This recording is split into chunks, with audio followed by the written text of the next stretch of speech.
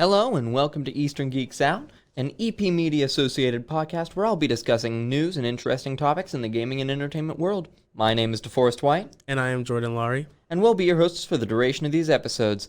Jordan, second time on the show. Yes, yep. I'm so happy to be here still. I mean, we got a new film, we got a new format. Let's get right into it. Right off the bat, we have pretty exciting news for two things involving Nintendo. First off, probably a lesser one as far as like what we know now. There is a Nintendo Direct scheduled for tomorrow. Wait, it's tomorrow? It is tomorrow. They dropped the announcement earlier today, and we're gonna get a whole bunch of game announcements tomorrow. No way. Okay, that's kind of cool though. I've always wanted to like actually go live to. Oh, you've never reacted to one live? I've never reacted to one live. I've yet to do it. I might do it on stream, but I don't know. I mean, it's a lot of fun. Oh, or you mean like react to it like on Twitch or something? Yeah, but then I'm also thinking like I want to go there too. But Go where? Go to the actual show. Okay, so a Nintendo Direct is like entirely digital. It's digital. Oh. Yeah, so this is just like a stream on Nintendo's YouTube account. Oh. Where it's a live announcement of a bunch of games in succession. Oh, okay. What you might be thinking of is like Nintendo's former like E3 presentations, where frequently they would have their presence at E3 would be in the form of a Nintendo Direct. But Directs happen several times a year. Oh, okay. And they are essentially like little microcosms of Nintendo's like announcements and plans for the next little bit. Oh, okay. So this is where a lot of our previous episodes got the news of new game announcements, upcoming DLC. This is where like all of the Smash characters get announced usually when they're not at the Game Awards. So like it's a pretty big deal. Do you have any series that you would want to get more representation on the Switch, or even further out since we're coming around to? Actually, no, we'll get into that a bit later. Do you have any series that you would want to see more of on the Switch? You know, there's a lot of series that I wish were on the Switch. I wish they had like a lot more. Nintendo had like a lot more lined up than some games. Like, because when you think of like Nintendo, you think Super Smash Bros, Mario, Pokemon, types of games like that. I want like, I'm not gonna say more mainstream, but more mainstream, and like I just want a better Switch. That's just me though. A better Switch library, or like a better model. Both, because I mean, mostly like you see that the Switch can't really compete with something like PS5, Series X, and it's just you mean in terms of like graphical power and processing. It's just that's what hinders. I feel like, in my opinion, that's what hinders most Switch games from hitting that, but like AAA games reaching that. I don't know. Nintendo has always prioritized gameplay over graphics, and their IPs typically reflect that. When you go and you start playing a Nintendo game, you know it'll play well. Like, that's a guarantee. But you're right, it typically won't be as graphically like high fidelity as games with like more traditional like AAA backing on other systems like the Series X or the PS5. We did talk a little bit last episode about the concept of like beauty in gaming, where I was describing like Xenoblade Chronicles 2 is one of the prettiest games I've ever played, and on the Nintendo Switch, where like it lies, you can play it in its glorious 720p. That's it. That's what I'm saying. Like, I love being a sucker for games, which brings me to my one thing. Hogwarts Legacy is beautiful. Oh man, I don't have that until later. Oh my gosh. I'll get into that later. But I'm. Oh. Don't worry. I got a few topics lined up for you there. Oh my gosh. But no, the secondary topic with Nintendo.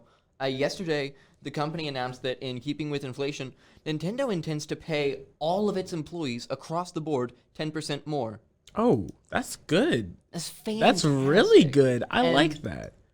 It's honestly something we don't see enough of. Because, like, to be clear, these employees aren't getting, like, a significant raise or anything, but too frequently in companies like E3 or BioWare, you have actually probably less so BioWare, but EA in particular.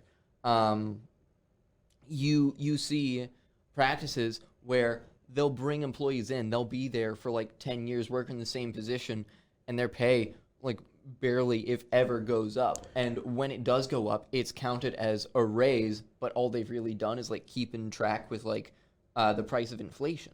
Right. And Nintendo is like cutting back their sales margins and increasing the amount that they're willing to pay their employees. And honestly, even if this isn't like a business decision from their end that's like going to end up making them more money in the long term, I think it does wonders for their reputation, because people for the longest time have been kind of pissed at Nintendo because of how they're handling like third party like contractors dealing with their IPs, especially in like the competitive Smash scene. But like having something like this where they're going out of their way to say, yeah, everyone's getting paid 10% more, we are essentially cutting our like monetary gain down to like 90% of what it would have been. That's a huge step. See, I feel like, in my opinion, that's great. I feel like most companies and most developers should get like an increase in pay. Some can't, because of the whole sales idea, but we tend to forget like there are actually people making these games and not actually, just robots or anything like this nowadays, just making random stuff. So for that 10% increase, I think that's amazing. It's fantastic. And you're absolutely right. There's when you get high enough up the corporate ladder and these games start to get high profile enough, they begin to have this feeling of like autonomy from their creators, where it's just like, oh, that company just like spits out a new Assassin's Creed every year. But like, no, the Ubisoft employees are like working their asses off to get us these games, despite like how you might feel about them from like a factorial standpoint. It's still like people working on it and pouring their hearts into it, which we don't see enough of. Like, we don't talk about that enough with people actually doing that. Like, sure, we bash on the games, we bash on the company, and we be like, yeah, they're making stupid decisions, but still, at the end of the day, it's people behind those games, and it's like, we're trying to shut down and cancel some games too. I'm like, that's people's jobs. Lots of people's jobs too. And we talked about last time, there's a ton of people's jobs lost behind that huge Microsoft shutdown. That's wild. I know. Moving to a bit of a lighter-hearted topic. I got to get my fighting games in here. Oh, goodness. So the Tekken World Tour just had its grand finals, and or at least one of the events at it did. And after the finals, not only did Kazuhiro Harada show off a new character trailer for Nina Williams, who's one of the staple characters. She's a cold-blooded assassin, Kill Bill type. Now dual-wielding pistols in her moveset. Ooh. She looks hot, man. She was accompanied by a long, pretty in-depth, detailed discussion of Tekken 8's battle mechanics. And we got to see, more footage of the game, and it looks gorgeous. Highly doubt that we're going to get it in 2023 at this rate. I think it's pretty well slated for 2024. I will be highly surprised if it gets in this year. But the game has been tagged with this keyword of aggressive. They want players to be incentivized to go in. Right. Which, for me, I have mixed feelings on. Specifically because how they're going about doing this is through a method of lost and regained life. So normally in a fighting game, when you damage your opponent, they will take a certain amount of damage, and then that's it. Like, you lose when your health runs out. Right. In some fighting games, especially tag team fighters, there's gray health, where you take some damage, and then you're like, oh, well, my character's taken a lot of damage, but they've got some gray health left on their bar. So if I switch characters and I tag them out, while they're out of play, they're going to regain that health slowly. Tekken 8 has taken that concept and mashed it into a 1v1 concept by having when you take damage or when you block attacks or heavy attacks, you're going to start losing health, but also like having some of that regainable health. But instead of regenerating over time, you get it back by damaging your opponents. Ooh. So there's this element of vampirism, of like fighting over like essentially having your turn. Oh, yeah. It makes it to where you can't spend the entire game just like blocking and playing defensively. You have to go in or you're not going to get that health back. See, I really like that because I know that most some fighting games that I played, like again, we talked about Fighter Z, and I played a little bit of Street Fighters here and there. It was, it felt like every time you just tag them out and then tag them back in, it did feel like I was just playing defensively. I was playing like that. But now that they're adding that kind of mechanic to it, I feel like it will add some change in gameplay. Definitely in gameplay now. It's definitely different. I don't know how I personally feel about it because I, for one, am a like firm believer in defense being like a very integral part of fighting games. Like, for as much as people talk about like, oh, you're just laming them out, Justin Wong is one of the greatest fighting game players of all time. He's famous for his work in Marvel vs. Capcom 2 as well as Street Fighter 3 Third Strike. Right. And he is an incredibly defensive player. He'll block everything. He'll parry everything. Maybe I shouldn't say that. He might get PTSD. But like having players whose like big method of play style is wait for the opportunity until you mess up big enough so that they can have an opportunity to like perform this great big combo on you so that you lose all of this life. That takes incredible skill and execution, and people downplay like what defense is a lot. Like there's a very entertaining interaction that I had with a fellow Dragon Ball FighterZ player at one point who told me that I was, and I quote, mashing block.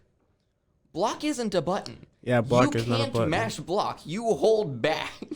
That's see, that's kind of the opposite for me. I cannot play defense for my life. I can't. I really can't. No.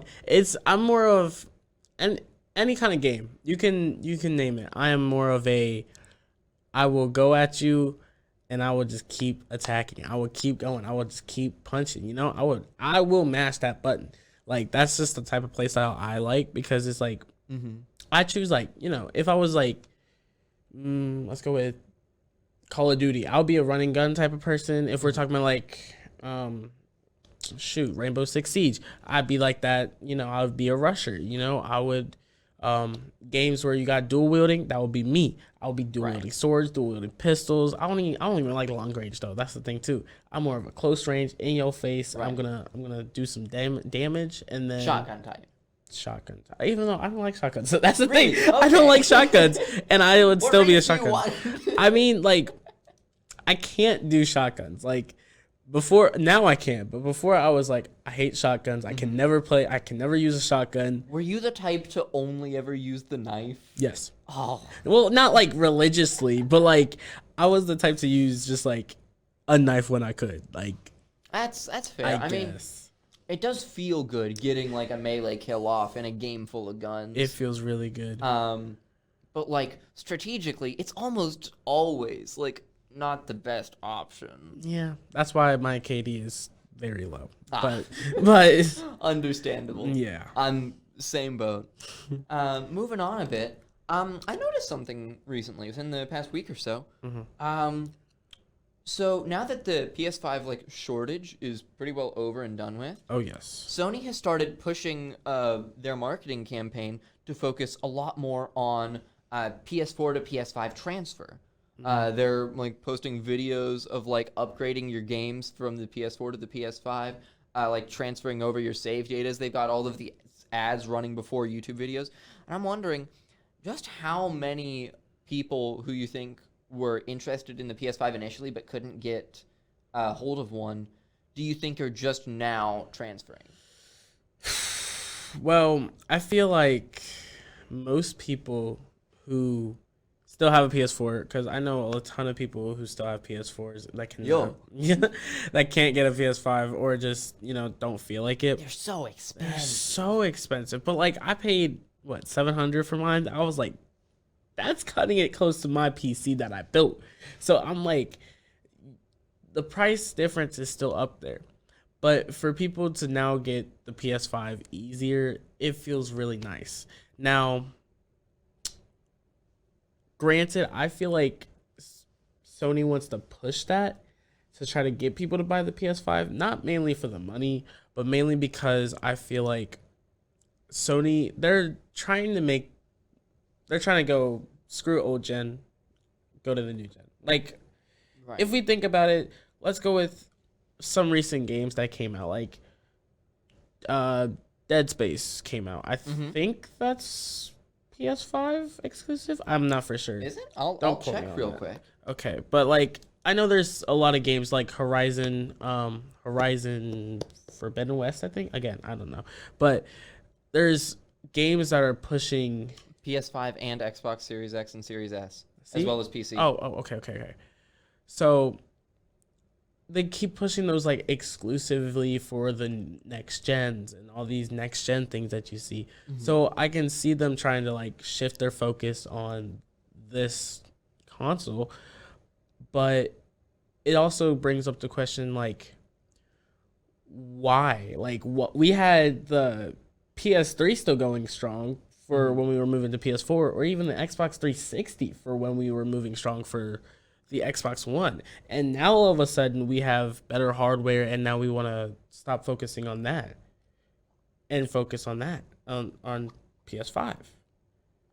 I think largely a reason for that could be because these consoles, especially during the PS4 and Xbox One generation, sort of became like an everything box, where what used to be a console that you used just for video games became, this is how you watch TV, this is how you watch movies, this is where all of your services are, this is like the thing you need for entertainment. Yeah. And because of that, when people are still like, full disclosure, my grandparents, until they got their like most recent smart TV, used their Wii that they got in 2006 to watch Netflix. Wow.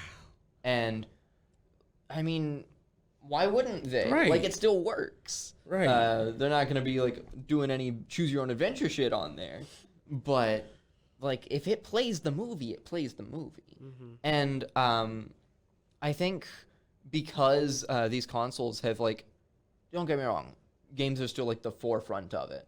But there's also absolutely that aspect of like, for people who aren't super on board with like the gaming aspect of things, who have them just because it's like what the family has, how do you convince those people to upgrade their console? They don't want to play Dead Space. Right. Like, they want to go to church. So no, it's just like, I understand like people want to go and have it for like a family console, but when I see a PlayStation, I don't see TV. I don't see all this. I see a TV being a TV. What are you gonna say next? The PS6 is gonna come out with a smartphone system, like. Man, you say that like it's ridiculous. We've got apps on our phones for PlayStation. I know for a fact that you do, and both of us have PSVR headsets. Or you've got a VR headset. I've got a PSVR headset. Yeah. So like, it's not that far-fetched. It's not far-fetched at all. But I do not want to see that at all. That is very cursed. I'm not even gonna lie. That's bad. That is bad. The Sony PlayStation phone. Ew. I mean, give it a couple years. I don't wanna see it at all. Like that. if I can play video games while talking to my great grandma or something like that. Wait, not even my great grandma. I will be like You can a do grandpa. that now. Get Discord. You should have Discord. That's true. I forgot that Discord existed. Yeah, yeah, and like pretty soon it's gonna be integrated into all modern consoles. That's what I'm So, saying. like, I've heard about that too. I'm like, that's huge. that's crazy huge. Crazy huge. I mean, good for you guys, Discord. You should work on your moderation. Real quick, there's a game I wanted to talk about that I have not had the opportunity to play. I don't know if you've seen anything of it. I have seen a lot of people talking about an Xbox game that came out recently called Hi-Fi Rush. Oh. I don't think I've ever. No? I don't All think right. I've heard of it. So What's it about? Let me pull up. Because when you Makes said sense. high, I was thinking high on life, and then I was like, I don't think that's the right No, game. no, we're See? not getting See? into that. It's a bad time for Mr. Royland over there. So, pulled up the Wikipedia article. Hi-Fi Rush is a rhythm-based action game developed by Tango Gameworks and published by Bethesda for the Windows and Xbox Series X and S platforms. Announced on January 25th and released the same day. So, this one's really interesting to me because, one, it stars a character voiced by Robbie Draymond, and like, I think good voice. But also, the game just looks gorgeous. It's got this like very stylized, like cartoony look to it. But the gameplay looks somewhere between like I would say like Bayonetta and Devil May Cry and like Sunset Overdrive. I don't know if you ever. Oh my gosh, that's a throwback. It's a wild That's combination. a throwback right there. Yeah. Who played Sunset Overdrive? Like, oh my gosh, I barely remember that game. I'm not even It's gonna lie. wild. Like it looks like that, but the whole game is like this futuristic, almost like Footloose-esque setup of like music being the focus of the game. The main character's got like an MP3 player for a heart that beats into his robot arm, and all of the combat is like rhythm game mechanics of like beating people to the beat of the music, and it is mesmerizing. Wow. It like I don't I'm pretty sure it's made by the people who made like Evil Within, which is like wildly different. That is genre to very jump different. from. But it's crazy because like this game, one, good soundtrack. Like I've been listening to some of the music like just on my own time because I haven't had the opportunity to play the game yet. Got a pretty solid soundtrack on its own, but also has options to like implement. I'm looking at the Wikipedia page again. It's got licensed music from bands like Nine Inch Nails and the Black Keys. So, I mean, if you give me like a Western animated game that looks as good as this, like looking like it came out of what's the Lethal League, and then you're like, yeah, and you can beat to gold on the ceiling if you want. Like that's great for me. I don't know. This feels absolutely like it's been a long time since there was a game that Microsoft had on their system that I was like jealous of. This is up there. This is a game I really want to play. It's got a 10 out of 10 on Steam, a 9 out of 10 on IGN, and 97% rating on Google. I really like rhythm games. I am games a are great. sucker for rhythm games. Don't even get me started. Like, I feel like we need a good rhythm. Like, I think, what was it, back in, like, Nintendo 360 eras? Like, I mean, Nintendo The 360. Nintendo 360? Yeah, the Yes. Nintendo 360. Yes, my favorite console. The 3DS. 3DS. It was, what was it called? Rhythm Thief. You got that one. Rhythm Thief.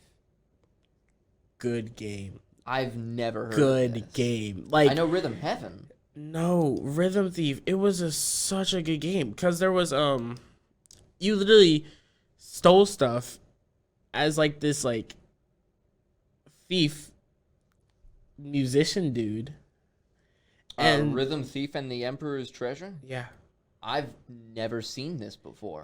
It's so good. It is so good. Like, I remember back in the day, I used to play that, and then towards the end, it was like, you got to play a violin. It was just so good. Like, that brought out my inner band nerd in me, but that before even band, I even joined band. And then there was what else we got? I saw this TikTok where this game developer was actually creating a rhythm game. Yeah. Looked super good. Super good. And I'm like, that's what we need. We need more rhythm games. Have Like, you not been playing rhythm games for like the past couple years? it's been forever since I've played rhythm games. I'm a sucker. Like, you already know I'm on my weeb. Like, I'm playing Project Diva with Vocaloids and Hatsune Miku.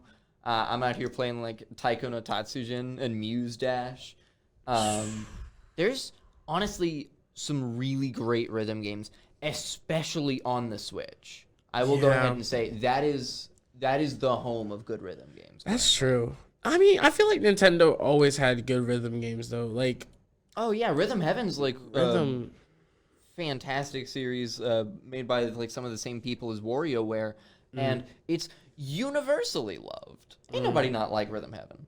I haven't played it. I gotta play it then. It's pretty good. It's been a while since we got a new one. I'm shocked there's not one on the Switch yet. That's what I'm saying. I feel like a lot of people like sleep on rhythm games, but it should not be slept on at all. They shouldn't. It's such a good genre. Now I am gonna move us along a little bit for our new lovely story time segment. Once again, I have a story from Christmas break. However, this story takes place over the course of 3 years. Now, 3 years ago, I was going to family Christmas, you know, as one does. And my uncle, he tells me, hey, remind me, I've got your Christmas present, and it's a $50 GameStop gift card. And I'm like, oh, sorry, $50 Nintendo eShop gift card. Oh, okay. And I'm like, sick, cool, yeah. Yeah. And I remind him, like, before we leave, and he's like, cool, yeah, I'll send that to you. And then he didn't. And then a full year passed, and last year, at Christmas, he was like, oh yeah, so your Christmas present, I've had the eShop code sitting in my email for a full year, and I'm gonna send that to you, like, as soon as we leave. And then he left. And then he didn't. And then this year at Christmas, he was like, hey. And I smiled, and I was like, I kind of know what's coming. And he was like, hey, what's your phone number? And I gave him my phone number. And he texted me a link. And he was like, Merry Christmas. And I kind of laughed because I saw it was a link to the eShop card. And I just thought, like, oh, that's funny. He's giving me the thing that he got for me 2 years ago. Wow. Would you like to know what that link was for, Jordan? What was the link for? That link was a link to Amazon for me to buy a $50 eShop gift card. And I fully believe that he thinks that he has given me the card from 3 years ago. Oh my. It's just a code. It's just sitting there. He has it. And I'm so torn because, like, on the one hand, it'd be really... I didn't correct him or anything. Right. Because if I did, I get the very distinct feeling he'd be like, oh, yeah, crap. I mean, I'm so sorry. Let me go fix that. And then he would get it, like, come next Christmas.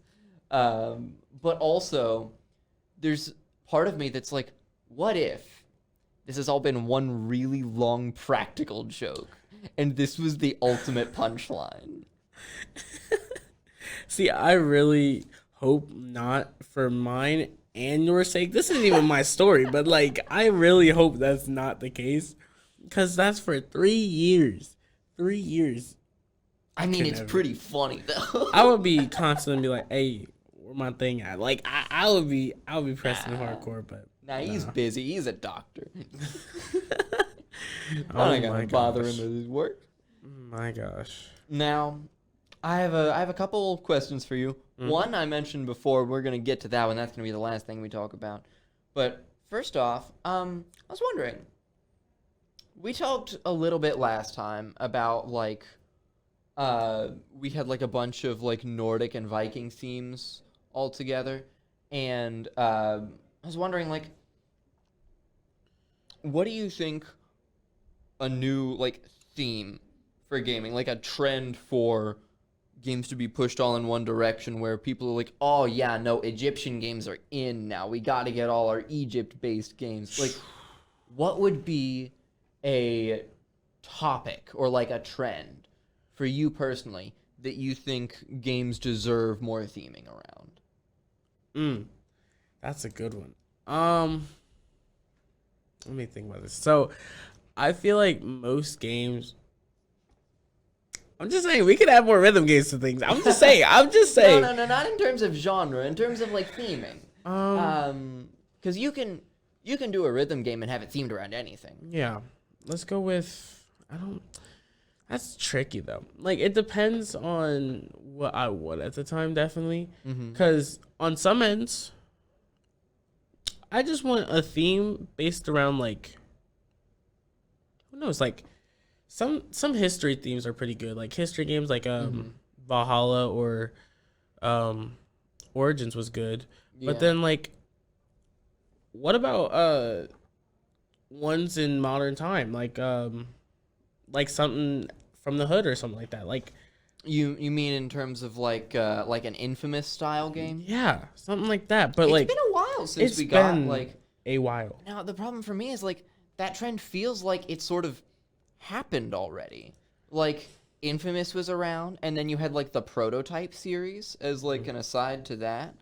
I don't know if you ever played what was it, the Darkness games where you were playing like the son of a mafia boss that had like the demon arms and whatnot. I don't think I have. There's already been all of these like these games that are based around like modern times and just been like ass beating simulators essentially, giving you control of these like wildly overpowered characters in a modern like city environment.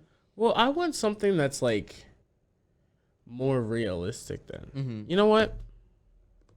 This just defies all of what I just said of more realistic. I want a Scooby-Doo game right now.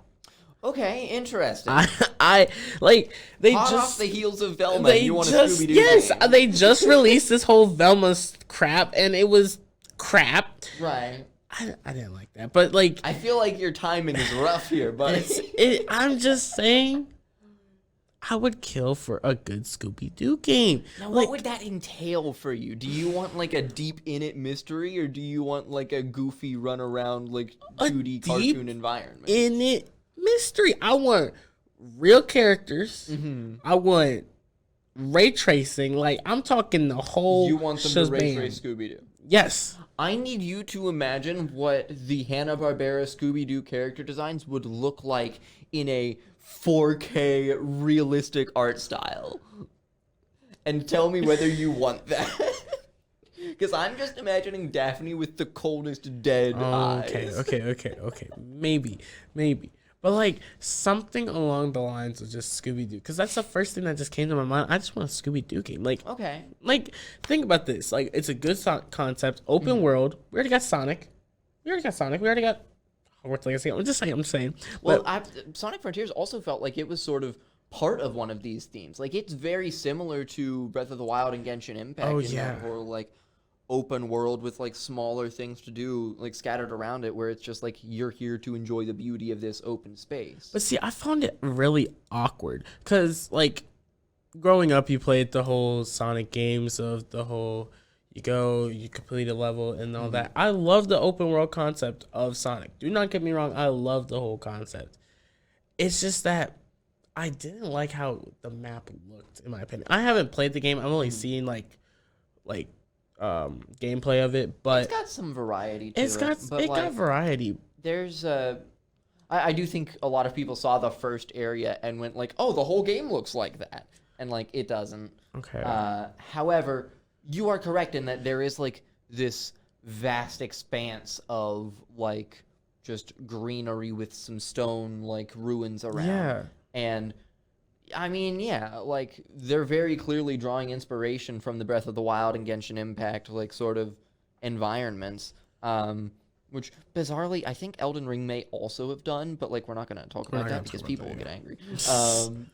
See, I feel like it just felt awkward to me. I didn't play the game, so I can't really like justify the gameplay or anything like that. But this is just my personal like opinion of what I saw. Like first impressions are everything, as people say. That's true. And it was just when I first saw this game, I'm like, that looks I mean, like it looks like good concepts again, but I just feel like the map is gonna be like meh, and just bland. I mean, that's plus fair, Sonic has a limit to his speed now, like a what? A limiter.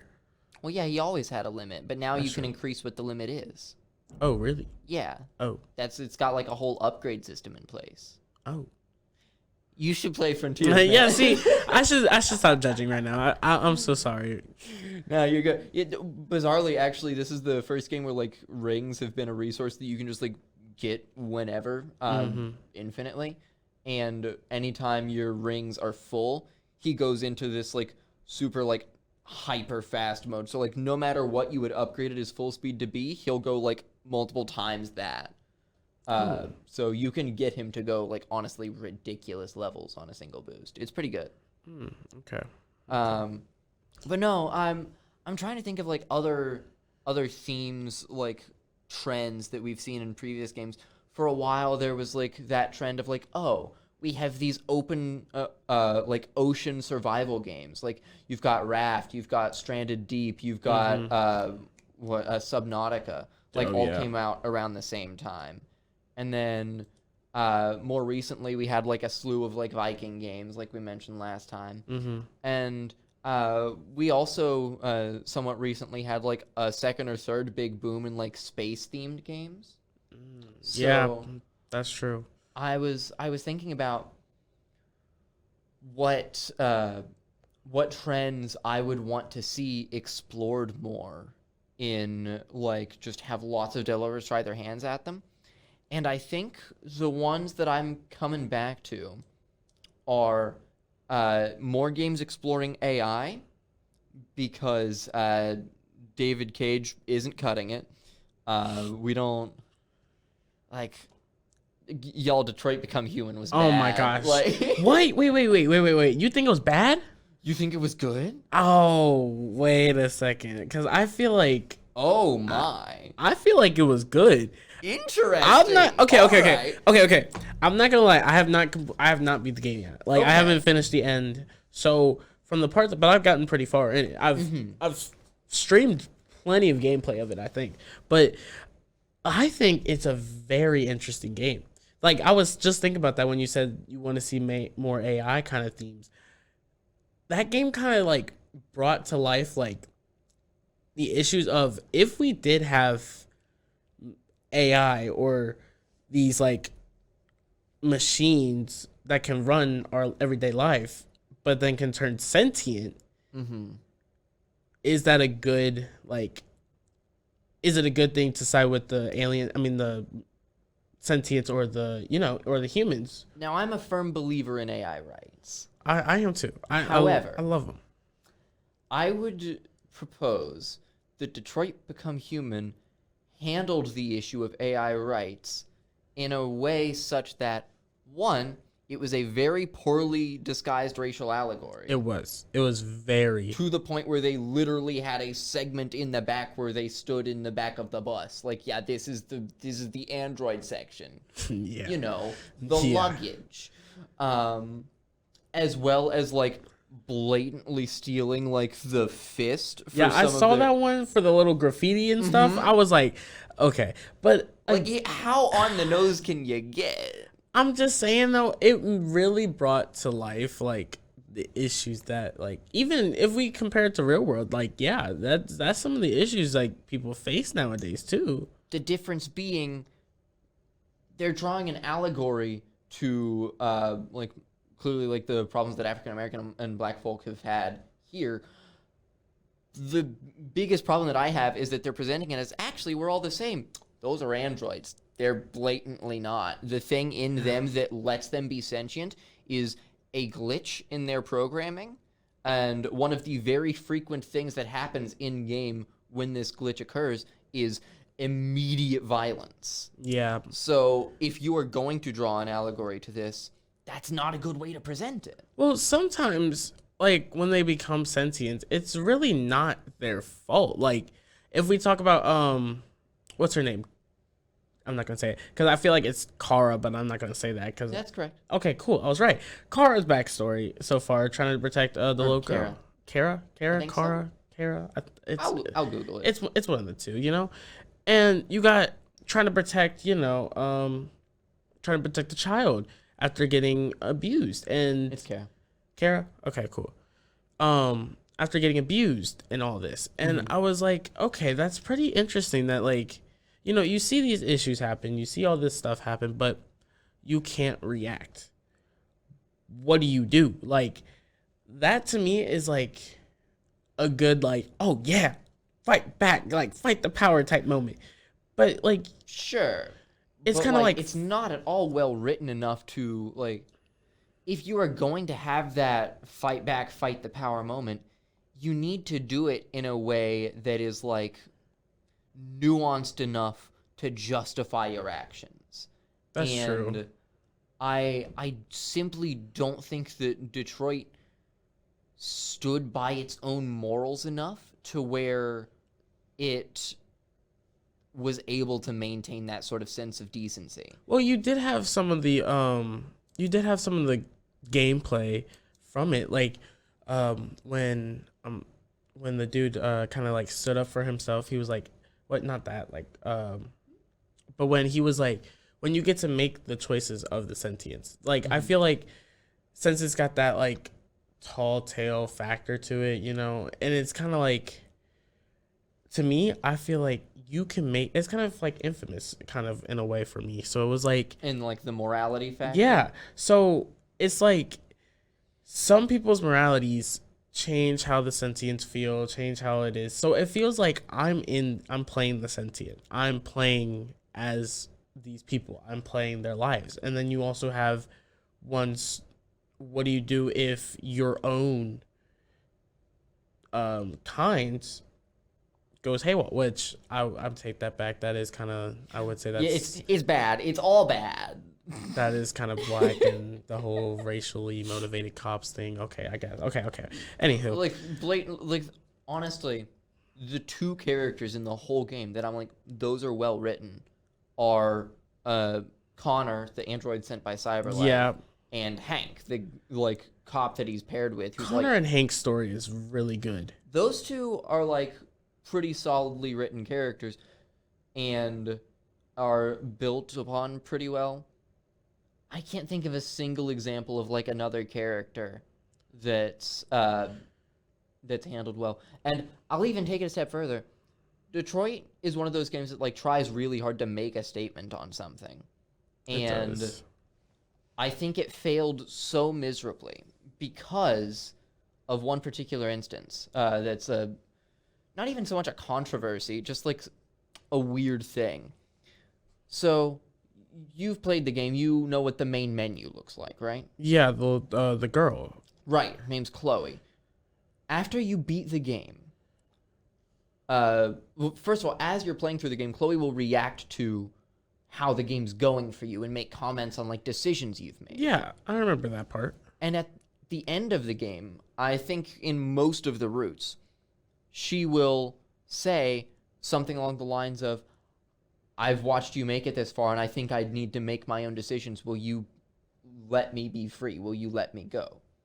And you, as the player, are provided the option of, like, giving dialogue of, like, no, you have to stay, or yes, go be free. And if you say, yes, go be free, she'll thank you and then go off. And then when you start the game up in the future, she's not there anymore because... she's no longer like in servitude to you. She's off making her own decisions. She's not obligated to be here. but you left on amicable terms. And that in itself could be like a solid statement. Yeah. Except that Twitter. So, some people complained to David Cage's company, and they were like, "Hey, we let Chloe be free, but we like her. Give her back." And so they put an option in the game to bring her back as a new android, so you can, following in line with the racial allegory, free your slave as the morally correct thing to do, and then buy a new one. That's okay. That's a little weird. I'll give you that one. I will definitely give you that one. I've never seen a game like shoot itself in the foot so hard trying to make a statement. But I've also never had a game that just brought to like kind of light or brought that kind of idea into my mind. Like we're kind of in that motion now in the future. We're kind of in the future right now. That's like we have Alexa, we have Siri, we have all these things, and we take for like granted, like what else do we have? Like what would happen if, like, let's say we get Alexa with legs, or let's say we get like... Oh, you haven't seen? Stop. Don't do that. Don't do that. Don't do that. Don't do that. Okay. You seem like you think I'm making a joke. I'm scared now. I'm scared now. I got videos to show you when we're done. Great. I'm scared. Nah, they got fully functioning humanoid AI that can make facial expressions. As long as they don't have to just speak. And then walk around. Oh no. Several times stronger than a human. See, we don't need all that. We didn't need that. Like, you could have kept it as we have a cool little... But she can smile and mimic human speech patterns. Why do I want that? I have a parrot for that. Your parrot smiles? It could. It could maybe. I don't know. I don't just test it. I didn't even know you had a parrot. I don't. Oh. I'm so disappointed. I am too. I was so ready. I want a parrot now. Moving on a bit, because one, I do really like the idea of like more games focused on AI, maybe in a more nuanced aspect.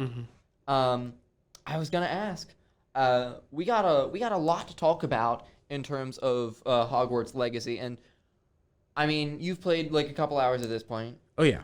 So first off, I give the floor to you to give your thoughts on like the presentation and the gameplay of the game, and then I want to talk about more of like the moral like background aspects of the game itself. So I would say, first off, the game is beautiful. The game is so beautiful. First time you boot up the game, it just feels like it feels really magical. I'm not gonna lie, but I dropped the lens cap. Anywho, but playing the game, I feel like it will get repetitive. I'm going to be honest. It looks and feels stunning. The controller, it just got that deadbolt, so it's like, you got that good feel to it, like you're actually holding the wand. It feels really good. So far, I've done the prologue. Story is so far looking good.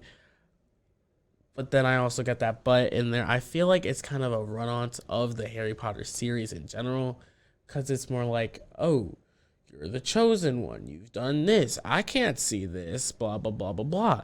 It's like, it feels like it's made for kids, which, sure, it kind of is. But, like, I feel like it's that aspect. But, again, I've only played about 2-3 hours into it. Yeah, you're still pretty early. Yeah, I'm still early on.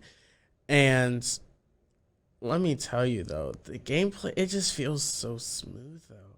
It looks beautiful. The looks are amazing.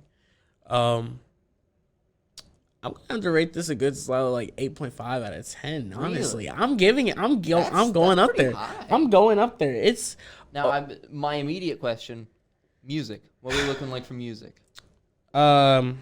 First thing I noticed when I was when the prologue was booting up, Harry Potter soundtrack. Okay. It's got a very Hogwartsy feel, But then after that, it should. I mean, I hope so. Like, but after that, I didn't really listen to the music because I was so immersed in Hogwarts itself. Like, it was huge.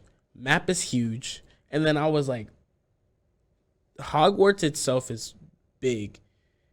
And now you're telling me there's also an open world to this too. That's even bigger. There's no way I'm 100%ing this. Like, there's no way. Oh, you go outside of like the Hogwarts grounds? Yeah, I've heard you can go outside of Hogwarts grounds. I don't know if it's like the full on like outdoors or out in like the Forbidden Woods or something like that.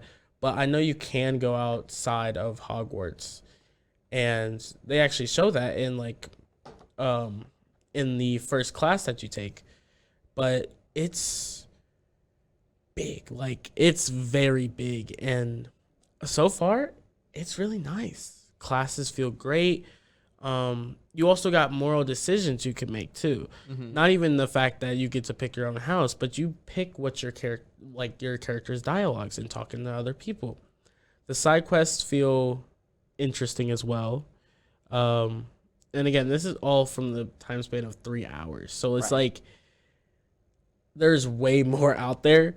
But I can tell that the side quests, I hope, aren't repetitive, and I hope are free flowing. But so far, You enjoying yourself? oh yeah. After this, I'm gonna go play it some more. I'll just say it, but That's fair enough. Now for the not fun discussion. yeah, I mean, you probably knew it was coming. yeah, I did. So the elephant in the room regarding this is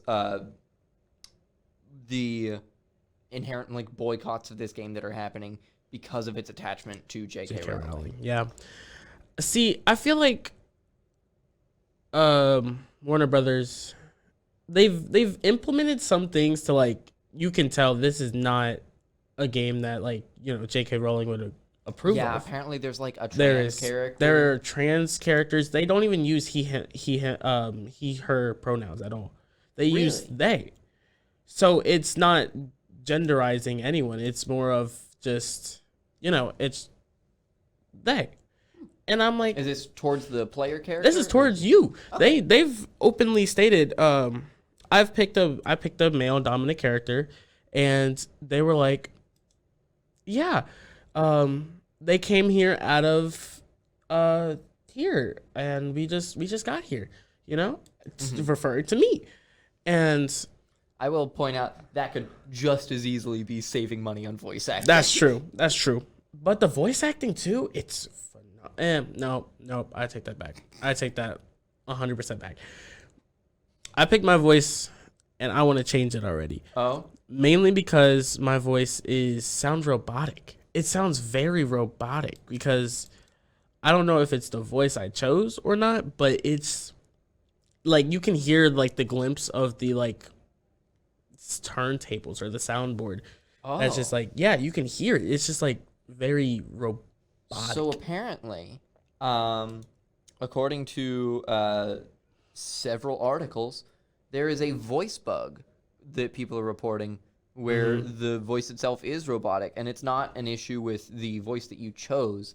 It's a glitch with how it is how it's being like rendered. Oh yeah, it's like you can definitely hear it. Like if you just put on your headphones, you don't even have to have that much like good sound because my headphones are just standard, and you can definitely just hear the way your character sounds compared to the others. It was just so noticeable. I was like, wow, that's huge.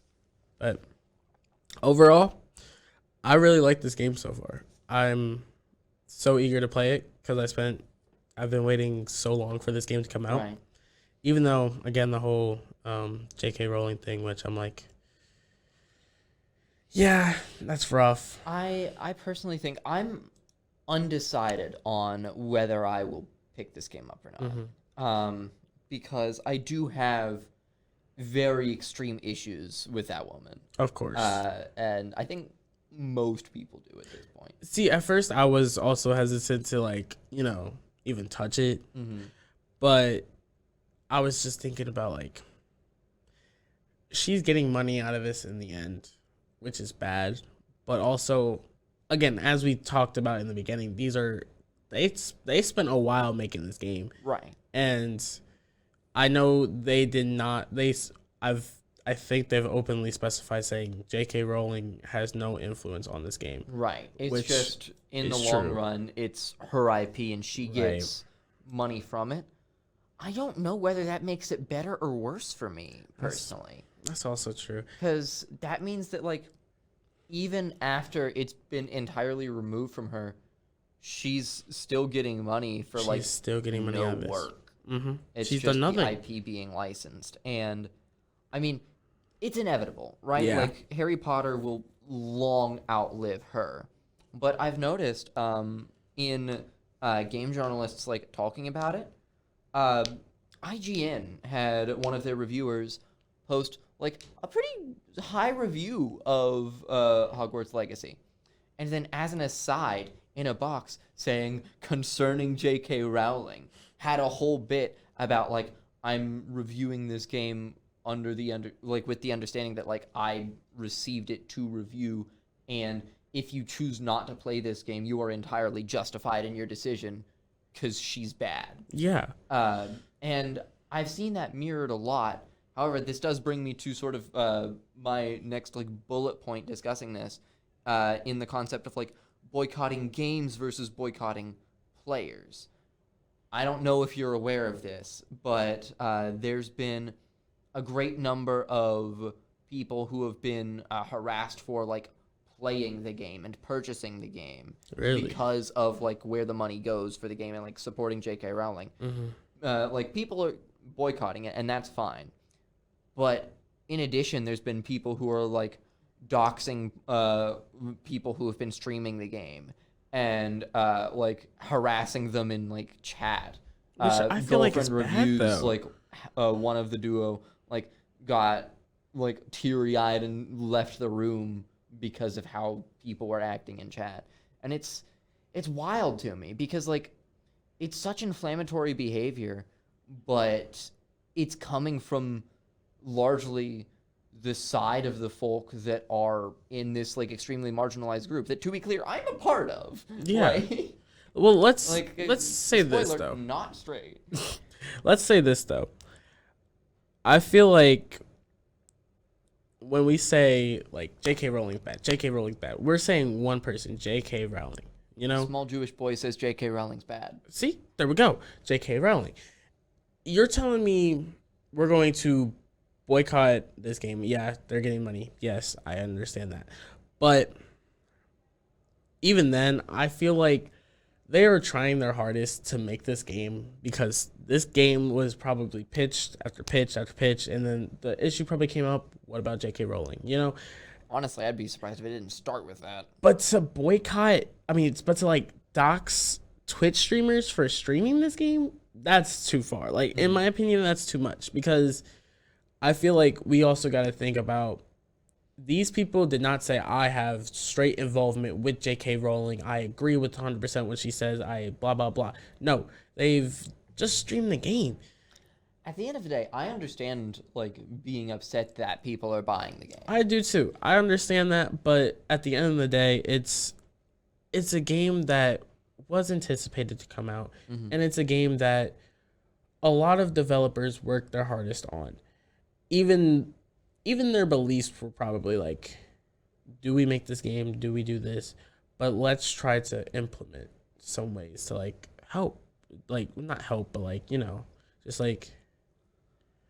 I realize that I'm, like, sort of falling back on that discussion of autonomy that we had earlier, but I genuinely don't know if that was the case for a lot of this. Because, I mean, Harry Potter is such a huge IP.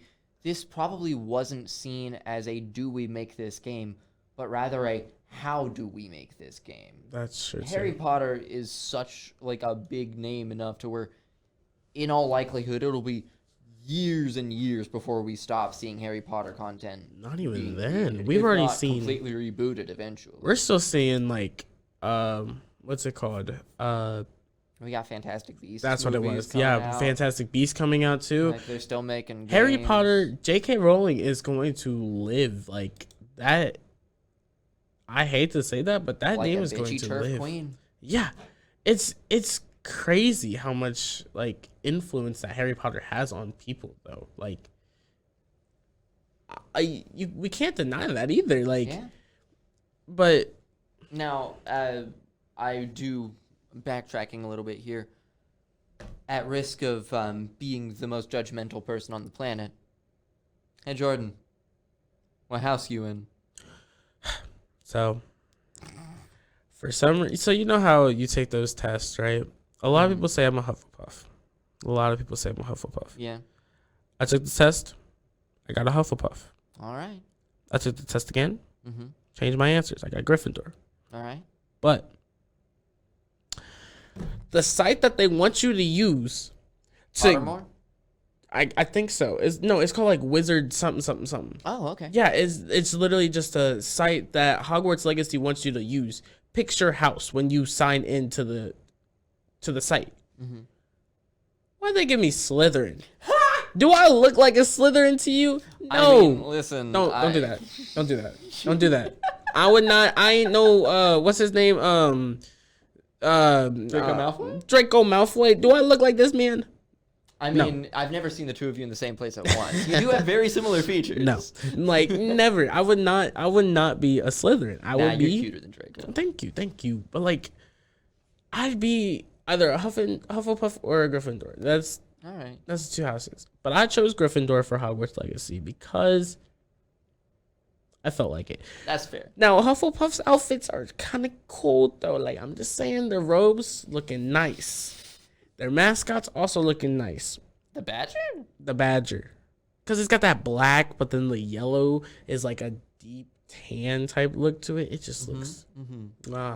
I don't know. It's just... I've been completely and totally excluded, I've noticed. Oh, man. Ravenclaw over here. Yeah, Ravenclaw... Being smart can be a virtue. Ravenclaw is like that house that no one just talks about because... I will say, anyone who's ever gone out of their way to be proud of their house turned out to be a Hufflepuff. And I think that that's largely because Hufflepuff is loud. And because Hufflepuff is everyone else. Except Harry These Potter. are my opinions. Apparently he's a Gryffindor. Well, no. When I say everyone else, I mean like the things valued by each of the houses are like Gryffindor is like, you know, the strong, the brave. Ravenclaw is like the wise, the brilliance. smart. Like with Slytherin, it's like the cunning, the ambitious. And then Ravenclaw, it's like the others. You know, I'm sorry, Hufflepuff. Hufflepuff is like the others. you have just said almost the exact same choices that you get to pick for your house. In the beginning of the game, they give you options that you get to choose from. And it's kind of like a mini quiz to take. Right. And I'm not going to like go into detail, but in the beginning of the game, something happens and the hat notices that something happened to you and you've found out about some kind of great power that you have. Ah, lovely. I know, right? And I love predeterminism. Shoot. So whole list. You get like ambition, you get bravery, you get cunning, all these like terms. I chose ambition. I get Slytherin again. Because ambition is the one that Slytherin is associated with. See, I was ambitious to find out. Cunning and ambitious are both. No, I wanted to Slytherin. learn. You know, I wanted to be. I'm ambitious to learn. And they all like, you Nah, you ambitious the for snake power. now. I'm like, I ain't no ambitious for power. I just want to learn. Like, come on, don't do me like that. But. No. I just think it's really funny because like, there's all these like traits that each of the houses get that are like these really out there traits, and then Hufflepuff has like, we're the kind house that's all inclusive, and I don't think that there's anything wrong with that. Except that by having that as the standard for their house, they've put themselves into a societal position where when you view the different houses and the things that they're known for, it makes it seem like Hufflepuff is known for nothing. Well, see, I hate that too because I don't like being nice all the time. I'm not nice. Right. Like, that's why I'm like, it was mostly my friends who were calling me a Hufflepuff. I didn't watch Harry Potter. I'm not gonna lie. I haven't. I'm on the fourth movie. I was about to say episode. See, I'm on the fourth movie, and I watched it because my friend made me. Like, that was it. So it was like, why were you this excited for Hogwarts Legacy, because man? I've been over here thinking you were a Harry Potter kid. This like idea of like, I would say theme of kind of revamping something that's an iconic classic that shouldn't be in a game. Right. Is here. Hogwarts Legacy. Scooby-Doo. I'm just saying, we can make a Scooby-Doo game. So, just throwing it out there. DLC. They let you play as Scrappy-Doo in Hogwarts Legacy. You buying it day one? You buy day one? Day one? Yes. All right. Okay. Yeah, absolutely. I will absolutely buy that game. All right. Well, I think that will about wrap it up here for us at Eastern Geeks Out. I've had a lovely time talking to you all. Oh, yeah. Me too. We'll see you all next episode. Now, hope you all have a wonderful afternoon, evening, and night. See you later.